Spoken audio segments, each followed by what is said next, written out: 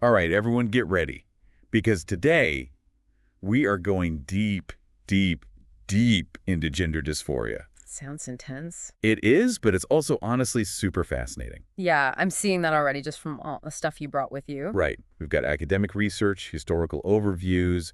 We've even got some personal stories from trans people and experts, like on social media and everything. Okay, so where are we going with all of this? What's the goal for today's deep dive?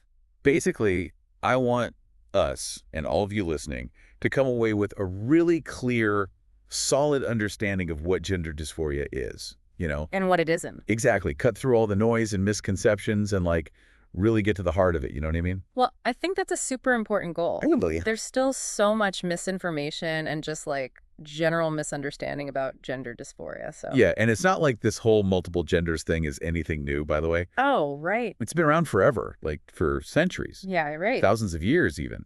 Like, did you know about the Gala? The Gala. They were like a third gender priest class back in ancient Sumeria. Wow. Okay, no, I did not know that. Yeah, over 4,500 years ago. Wow. So clearly, like, diverse gender experiences have always been a part of human history, you know? It makes you wonder why there's so much resistance to it now. It's true, right? Like, this isn't some new fad or anything. Yeah, and it's fascinating how long it's taken for us to develop a modern understanding of transgender experiences. Right. Like, it's only been in the last century that we've started to develop the language and the scientific frameworks to really grasp gender dysphoria. You're right, it's a relatively recent development. Totally. Okay, so let's start with the basics, like just what is gender dysphoria? I feel like people throw that term around, but I'm not always sure everyone is on the same page. Yeah, it's definitely a term that gets used a lot.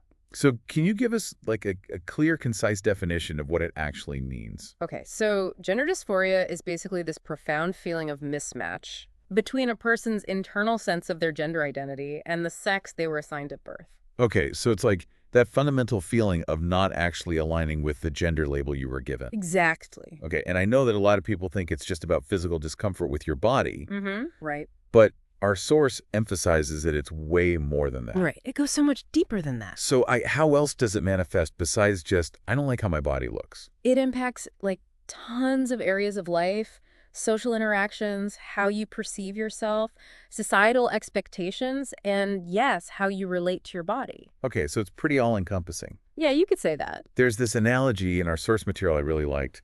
It compares gender dysphoria to watching a video where the audio and video are completely out of sync. Oh, yeah. Okay. It's just like jarring, right? You're like, wait, what's going on here? I can see that. Yeah. And that's kind of the internal frustration of gender dysphoria. Hmm. Trying to exist in a world that just doesn't match your inner sense of self. Yeah, it's like constantly trying to sync up two things that just refuse to align. Okay, I like that. And I think it captures that emotional and psychological toll, that mismatch really well. To understand how we got to where we are now in terms of our understanding of all this, like how much we actually know, I think we should look back a bit. Okay, so back in time a little. Yeah, our source, gdb.pdf, actually gives us this like really helpful timeline of how our understanding of gender dysphoria has evolved. Okay. It starts way back in the 1800s Oh, wow. with this guy named Magnus Hirschfeld. He was already writing about the concept of a third gender back in 1901. 1901, that's amazing. Right, like over 100 years ago. Wow. Crazy. Then we jump ahead to the 1940s, and we've got Dr. Alfred Kinsey and Dr. Harry Benjamin. Okay. They were doing some really pioneering work with transgender individuals. Oh, wow. Like what kind of work? Well, they even helped a transgender child during this time, which was, like, unheard of back then. Yeah, that's pretty revolutionary for that time period. It was. And then Dr. Benjamin actually coined the term gender dysphoria in 1973. Oh, I didn't realize it was that recent. Yeah, and he also developed, like, some of the first actual treatment protocols. So he was really a pioneer in this field. He was. But, like, our sources also point out that those early Harry Benjamin standards of care, while groundbreaking at the time, they also had some limitations. Oh, okay. How so? Well, they had all these, like, strict tiers and requirements, to even qualify for treatment. Right. And that actually ended up being a barrier for a lot of trans people who were just trying to get the help they needed. Oh, so it was like too rigid in a way. Yeah, like well-intentioned for sure, But it ultimately created more obstacles. Exactly. But then in 2013, there was a big shift. Oh, what happened? The DSM-5, that's like the big book of mental health diagnoses. Right, right.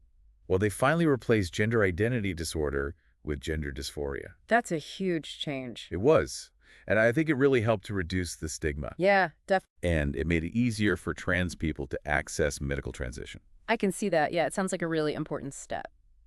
And then, I mean, it's not a coincidence, but we've seen this surge in trans visibility in recent years. I think a lot of that has to do with increased awareness. Right, and more people feeling comfortable to come out. Yeah, and also access to treatment is so much better now than it was even a decade ago. It's like we're finally starting to catch up to where we should have been all along. Totally. Yeah. Okay, so we've talked about the definition and a little bit of the history. Now let's dive into, like, the different ways that gender dysphoria can actually show up for people. Okay, that makes sense. Because it's not, like, a one-size-fits-all experience. Not at all. So what are some of the different ways this experience can manifest? Well, the first and probably most well-known aspect is physical dysphoria. Yeah, that's what most people think of first, right? Yeah. And it's important to distinguish between primary and secondary sex characteristics. Oh, good point. Okay, so primary characteristics are like... Gen- Right, okay, and then... Secondary would be things like body hair, fat distribution, voice pitch, stuff like that. So basically, physical dysphoria can center around wanting to change those aspects. Yes, exactly. To align with their gender identity. It's that feeling of wanting your body to reflect who you are on the inside. Yeah, and like our source mentioned some very specific examples. Oh, like what? Phantom sensations, where someone might feel a body part that isn't there, Oh, wow. or it's a sense of absence, where a desired feature is missing. That must be so distressing to feel like your body is betraying you in a way. It is. It can be incredibly challenging for people. I can imagine. And GDB.PDF even shares a personal story about this person who realized they didn't hate fat in general, but specifically male fat. Oh, wow, that's so specific. Yeah, it just shows how, like, nuanced and personal those feelings can be. It's not just a superficial preference. Right, it's so much deeper than that. Okay, so moving on, we've got social dysphoria. Okay, that sounds, I don't know, social... Yeah, it focuses on the distress caused by being perceived as the wrong gender. So it's about how other people interact with you and perceive you. Exactly, like feeling uncomfortable when people misgender you or use the wrong pronouns. Right, I can see that. One source compares it to, like, nails on a chalkboard. Oh, I hate that. Yeah, it's that kind of, like, visceral reaction. It really captures how deeply personal and hurtful it can be. It is. And our sources talk about how social dysphoria can actually happen before and after a person realizes they're transgender. Oh, that's interesting. So, like, someone who is assigned male at birth, A and B, they might have always felt awkward and uncomfortable trying to fit into those typical masculine roles, you know? Even before they realized they were transgender. Exactly. Interesting. And then on the other hand, someone signed female at birth, or AFA, they might have felt this similar disconnect with feminine expectations. Yeah, maybe gravitating towards more masculine ways of expressing themselves. Exactly. So it's about this mismatch between your internal sense of self and how society expects you to behave, just based on, you know, what's in your pants, basically. Yeah, it's about those societal expectations that get imposed on us from such a young age. Our source includes these insightful tweets from Nightling Bug. Oh, yeah, I've seen them on Twitter. They talk about that anxiety and discomfort of just, like, existing in gendered spaces. Right, like public restrooms or locker rooms. Yeah, those kinds of things. It's amazing how something so simple can be such a source of stress for transgender individuals. And those are things that, like, most people just take for granted, you know? Totally. It's like we don't even think twice about it. Okay, so we've talked about physical dysphoria, social dysphoria. What's the third category? So the third one is societal dysphoria. Okay, so that's, like, even bigger picture, right? Yeah, this is about how, like, societal expectations and those deep-rooted gender roles contribute to dysphoria. So it's those broader cultural messages, right? Exactly, like what it means to be a man or a woman. Right, right. And how those can clash with someone's true gender identity. Okay, that makes sense.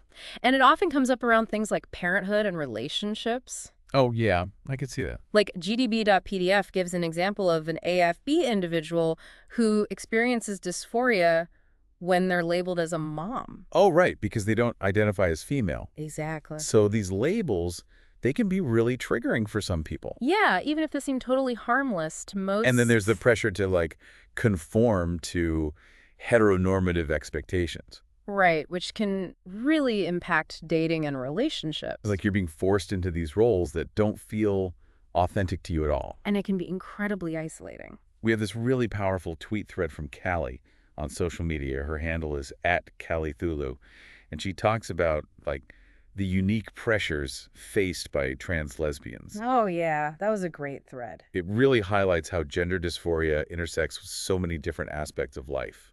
Okay, so before we move on to the next part, I think it's really important to acknowledge the impact of internalized shame and invalidation. Yeah, that's a big one. Our sources really emphasize how much that plays a role for a lot of trans individuals. Right. It's like those negative societal messages. They get And internalized. it creates this, like, cycle of self-doubt. Exactly. It can be really hard to break free from. Okay, so in the next part, we're going to unpack some of those harmful misconceptions and invalidating experiences. Sounds good. Let's get into it. Okay, so we've talked about the social and societal stuff, all those layers, but now I kind of want to get into, like, the biological side of things. Okay, yeah, let's do it. This is where it gets really fascinating for me. I agree. It's a really interesting area. So we're going all the way back to the womb for this. We are, yeah. It all starts with genes and hormones. Okay, cool. GDB.PDF highlights the SRY gene. Okay, the what now? SRY, it's a gene. Okay, and it does what? It's like the trigger for the development of testes in a fetus.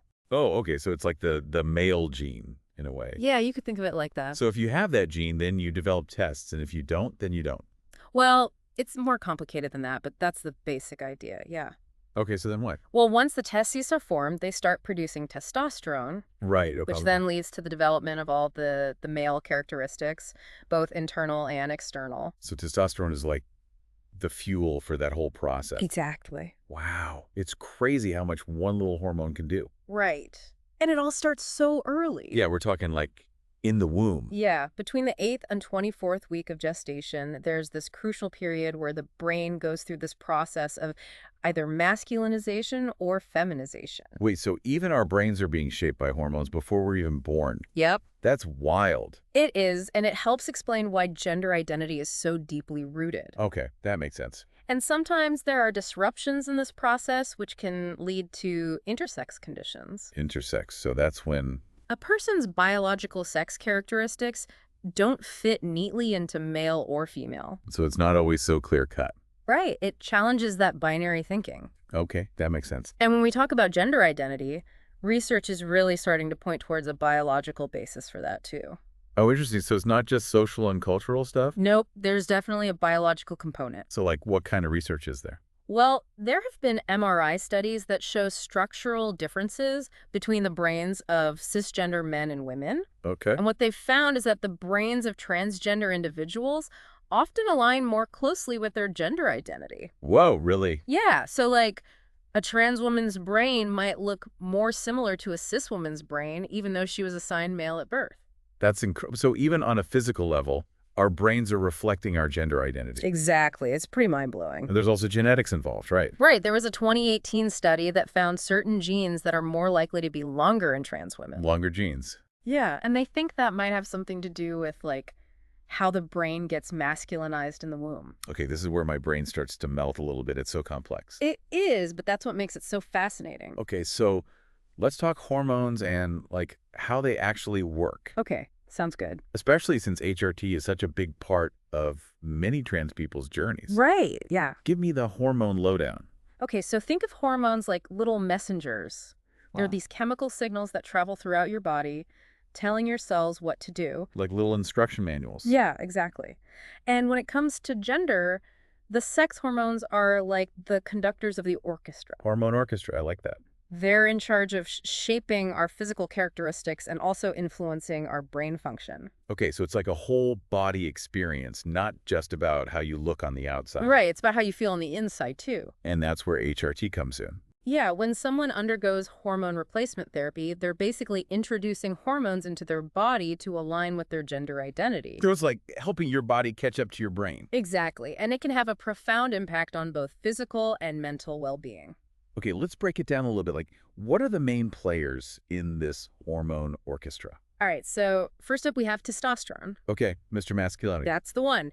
Increased muscle and bone growth, body hair, deeper voice, even changes in mental patterns and energy levels. So when someone assigned female at birth starts taking testosterone as part of their HRT, they'll start to see those kinds of changes. Yep. Exactly. Wow, it's like a second puberty, but aligned with their true self. That's a great way to put it. Okay, so what about estrogen? Estrogen is the primary feminizing hormone, so it's all about breast development, fat redistribution, softer skin, and it also has its own set of mental and emotional effects. Okay, so for someone assigned male at birth, taking estrogen would lead to those kinds of changes. Yep, that's the general idea. Wow, it's amazing how powerful these hormones are. Right. They can really transform someone's entire experience of their body and themselves. And you mentioned progesterone earlier.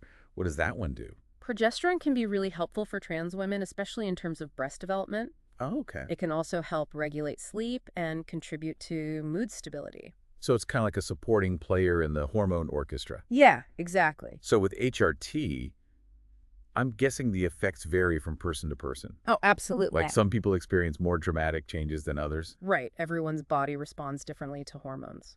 Makes sense. Okay. So what about the challenges of living with gender dysphoria, like day to day? What are some of the coping mechanisms and resources that are available? Yeah, that's a really important aspect to talk about. Because it's not always easy. It's not. There can be a lot of challenges. So like, what can people do? Well, first and foremost, seeking professional support is crucial. Okay, so like therapy. Yes, therapy can be incredibly helpful. And what about medical providers? Yeah, finding medical providers who specialize in transgender care. Because not all doctors are created equal. Unfortunately not, so it's important to do your research and find providers who are knowledgeable and affirming. And who will really listen to you. Exactly, and then there's also the power of community. Yeah, like connecting with other trans people. Yes, finding support groups or online communities, even just having a few close friends who understand. Because feeling isolated can make everything so much harder. Absolutely, having a support network can make a huge difference. Okay, and our sources mention some specific coping mechanisms, but I think it's important to point out that, It's a very individual journey. right, what works for one person might not work for another. Exactly. It's about finding what feels right for you. That's the key. Okay, so we talked about internalized shame earlier, like those negative messages that can get stuck in your head. Let's talk about some of the sources of that invalidation. Like, what are some of the common misconceptions and harmful theories that are out there? Okay, well, one that's really damaging is this theory called autogenophilia.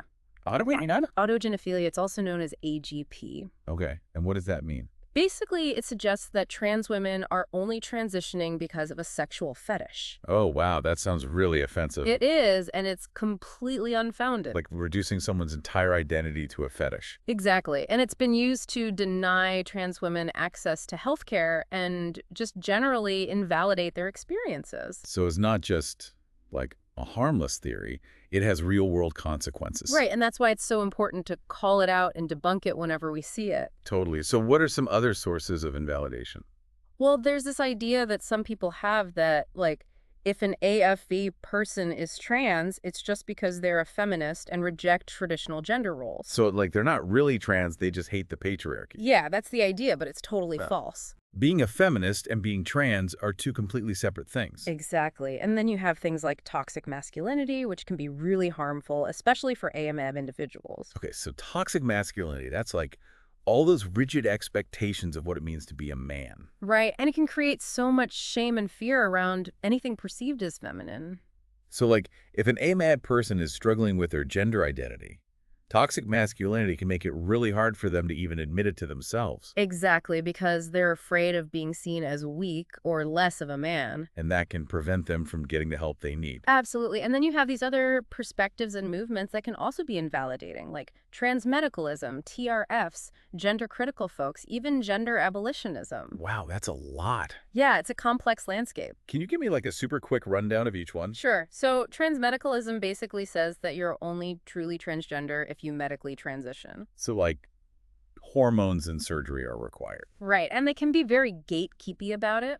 And then you have TERFs, or trans-exclusionary radical feminists. Okay, and they believe. They basically deny the validity of transgender identities, especially trans women. Wow, that's harsh. It is, and it's incredibly harmful. And gender critical is similar. Yeah, they often overlap with TERFs. They have a lot of the same beliefs. Okay.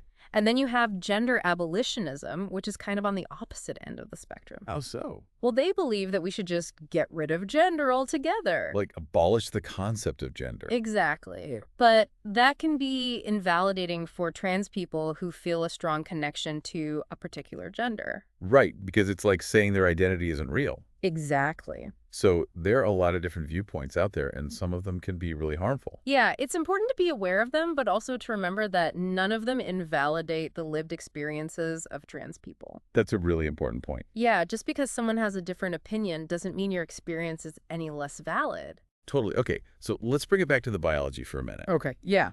Our sources really emphasize how important hormones are, They are. They play such a huge role. both in shaping our physical characteristics Yeah, and also our brain function. right. It's all connected. And this is really relevant to gender dysphoria, right? Absolutely, because often gender dysphoria is about a mismatch between those internal hormonal signals and the physical body a person is born with. So it's like your brain and your body are on different wavelengths. Yeah, exactly. They're not in sync. Okay, that makes sense. And that's where HRT can be so helpful because it can help to align those signals. Okay, let's talk more about HRT. All right, let's do it. Our sources go into some pretty fascinating detail about how different hormones affect the body.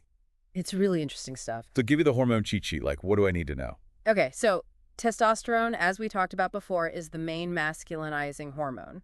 Muscles, body hair, deep voice, all that good stuff. Yep, all that. So when someone assigned female at birth starts taking testosterone, Right. they'll typically start to experience those kinds of changes. Exactly. Their voice will deepen, they might grow facial and body hair, their muscle mass will increase.